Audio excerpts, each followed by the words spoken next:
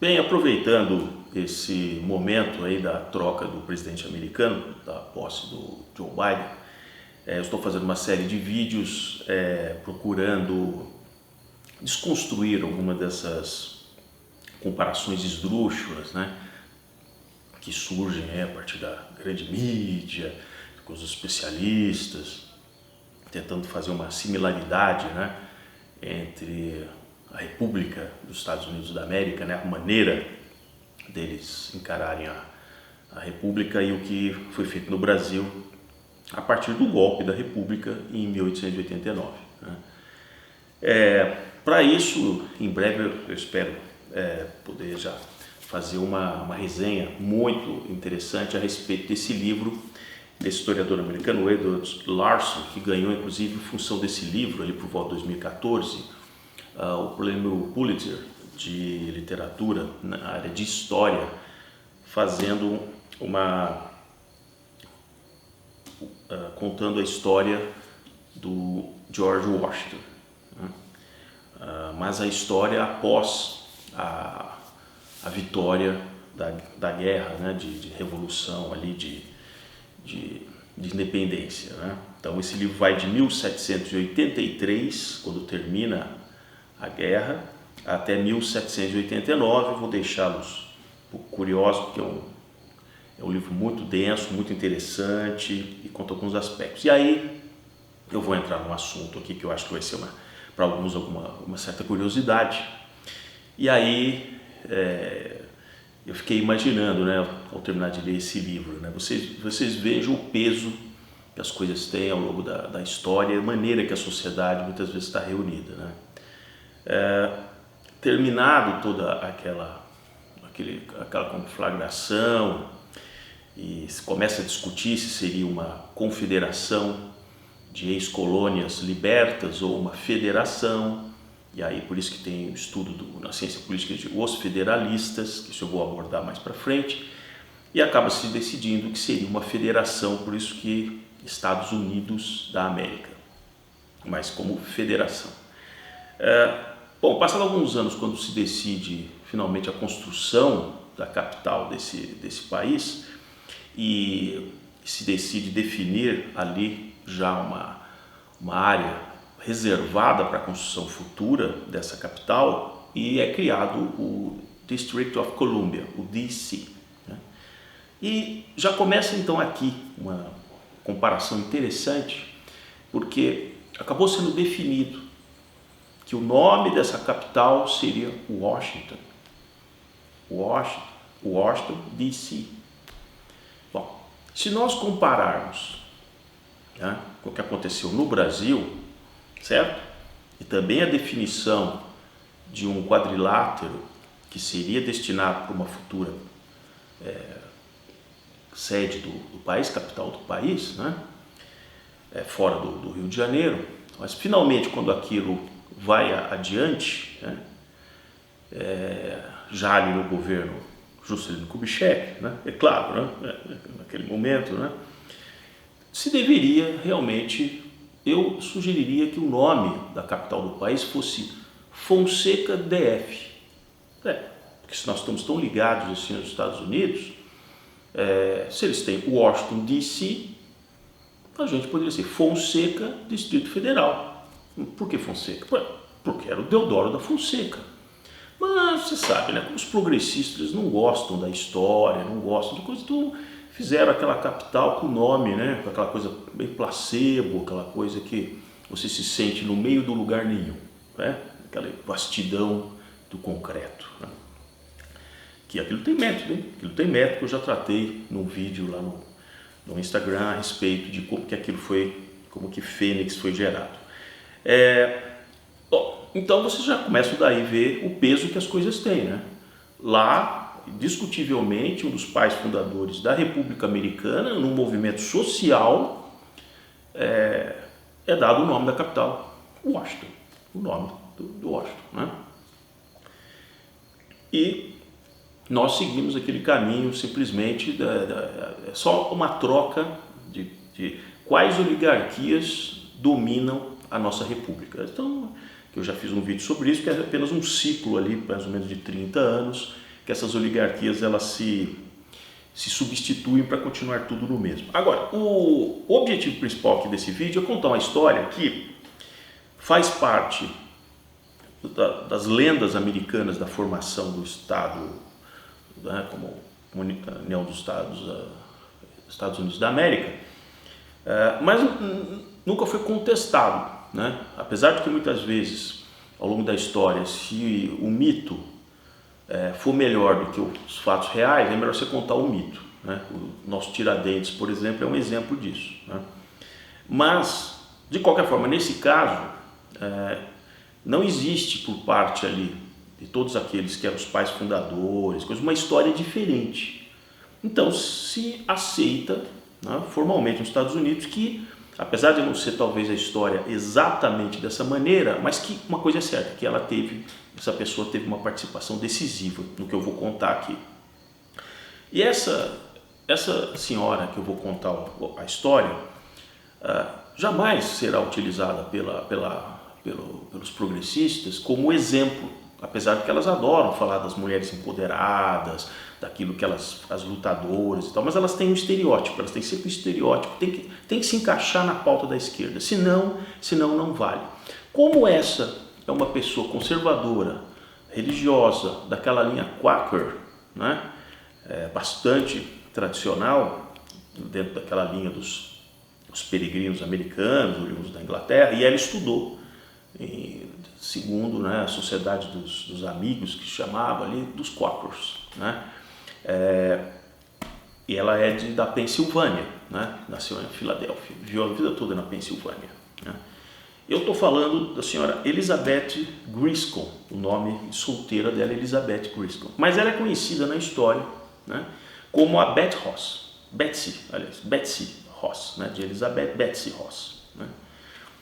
Por que a Betsy Ross tem uma participação histórica na formação dos atuais Estados Unidos da América, da República Americana? Porque foi pelos conselhos da Betsy Ross, né, sobre a questão de como seria a bandeira dessa nação que ficaria independente. Em 1776, ela se encontra com o George Washington, e eu vou contar um pouco da história, como é que isso acontece. E o George Washington ele já tinha uma ideia de um desenho que tinha a ver com estrelas, então ele tinha a ver com estrelas de 5 pontas, numa certa formação, mas ele não estava ainda com a ideia completa. Quando a Betsy se encontra com ele, ela faz a sugestão da bandeira atual americana. Vocês conhecem essa bandeira aqui, ó? Talvez alguns conheçam essa bandeira aqui. Olha que semelhança.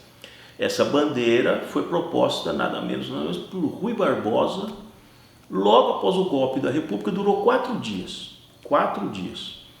Ó, vejam a semelhança, aquela coisa, né, americana, apesar da forma de se chegar à República, no caso do Brasil, é completamente diferente, né? Mas vejam como sempre se tem que tentar colar uma narrativa, né? Se colar, colou, certo? Bom, o fato aqui, só fazendo um parênteses, né? Os positivistas brasileiros, né?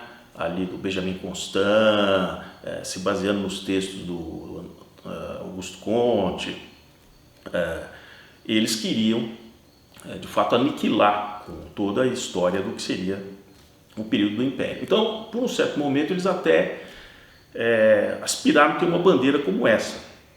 Mas aí, alguns disseram, olha, isso aqui é uma patuscada militar apoiada por uma elite agrária, né? O povo tem ainda uma simbologia, né? Há um simbolismo do Império muito forte. Isso aqui acho que não vai pegar muito bem, isso aqui, né, já vai ser difícil que eles engulam essa substituição por uma coisa que eles nem entendem, né? Porque você sabe que a vida do dia a dia do Rio de Janeiro, quando tem a foto clássica lá do Deodoro da Fonseca, a espada, aquele negócio todo, só ficou só entre os militares e aquele pessoal mais ali, então o povo nem sabia o que estava acontecendo. Então, veja, tem a bandeira tradicional do Império, veja a bandeira do Império, olha a semelhança com a bandeira atual, tá certo? E aí, eles na verdade se apropriaram da bandeira do Império para transformar no desenho atual, mas é claro, os positivistas tinham que também botar a marca deles, falaram assim, não é possível, isso aqui já parece, todo mundo vai dizer que é cópia da bandeira do Império. Então vamos fazer o seguinte, vamos colocar, né, também umas estrelinhas aí na nossa bandeira, igual os americanos, já que não deu para usar aquela bandeira que a gente queria, e põe a ordem e progresso, que na verdade a frase é amor, ordem e progresso, mas ficava meio longo, também podia não entender muito o negócio do amor, ordem e progresso, mas o do Conte, o texto original era esse. E ficou ordem e progresso, né, estampado na nossa bandeira. Mas veja, eu estou reforçando todos os pontos, mas veja que até a criação de um símbolo nacional aqui foi uma cópia, um arremedo do que era a bandeira do Império, simplesmente por uma questão que ninguém conseguia explicar. No caso dos americanos, quem é que apresenta para o George Washington em 1776, quando a guerra começa, eles declaram independência, mas aí a guerra, os ingleses vêm para cima, né? E o George Washington ele já tinha uma ideia, um aspiracional, dizendo, bom, se nós vencermos, eu quero apresentar para todos esses que estão lutando aqui ao nosso lado, a bandeira, né? Já quero mostrar a bandeira desse novo país. É uma ideia brilhante do George Washington, porque esse aspiracional, esse simbolismo também é muito importante, né? Como valor nacional, por mais que os progressistas não concordem, né? E veja, então, voltando aqui na Elizabeth Ross, ela nasce lá na Pensilvânia, como eu falei, em 1752. Com 21 anos, em 1773, ela se casa com um colega que era também um aprendiz de um pouco de marcenaria, mas mais lidando com estofados, né? Aquelas cadeiras daquela época, aqueles estofamentos, aquelas coisas que tinham, daqueles móveis, né, da época. Então ela é uma aprendiz de marceneiro, mais ligado a esses móveis que usavam estofados, né? E ela se casa com 21 anos com o Ross, que deu então o nome dela, por isso que Betsy Ross. Só que isso vejam, é em 1773. A guerra começa em 1776. Então, em 3 anos, ela ficou casada com o Ross só em 3 anos, porque em 1776 ele se alista numa daquelas milícias, daí que vem o termo milícia, que eram formadas entre civis, e lá na Pensilvânia ele se une à milícia da Pensilvânia para lutar contra os ingleses e é morto. Então ela ficou viúva já bastante nova, um casamento de 3 anos. Ela continuou tocando a lojinha, porque eles montaram, depois que ela se tornou de fato uma mestra nessa área de estofamento, ela montou uma lojinha para fazer não só reforma de cadeiras, estofamentos e tal, e também bandeiras, porque os navios usavam muito aquelas bandeiras de sinalização. Então ela também, como ela sabia costurar, fazer coisa, fazia as bandeiras. Daí o contato que ela passou a ter com múltiplas formas de bandeira, porque aquelas bandeiras de sinalização, cada uma tem um formato e tem um desenho específico para significar aquele comando, né? E é por isso que não é tão estranho, e como ali ela era da Pensilvânia, da Filadélfia, onde estava acontecendo a boa parte ali dos primeiros combates, então ninguém discorda de que é muito provável que de fato ela encontrou ele se encontrou com o George Washington quando ele estava procurando. Ele deve ter comentado, eu preciso de alguém que vai fabricar, e alguém deve ter citado o nome dela, né? Interessante que ela, quando se casa com esse Ross, como ele não era ligado aos Quakers, e eles são muito conservadores, eles expulsaram ela essa sociedade dos amigos ali, que era a comunidade dos Quakers, lá os Quakers. Então ela se casa à revelia dos Quakers. Ocorre que em 1777, um ano após ela ter ficado viúva, ela conhece um jovem que atuava na marinha mercante ali, americana, e que estava ali proibido ali pelos ingleses. Eles boicotaram tudo, né? Ela se casa com ele, né? E só que, infelizmente, exatamente quando a guerra está para terminar,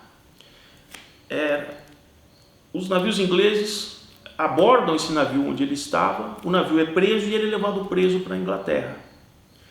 E ele vem a falecer numa prisão inglesa em 1783. Ela só fica sabendo disso meses depois, como a guerra termina, aquelas pessoas que tinham sido aprisionadas são libertadas.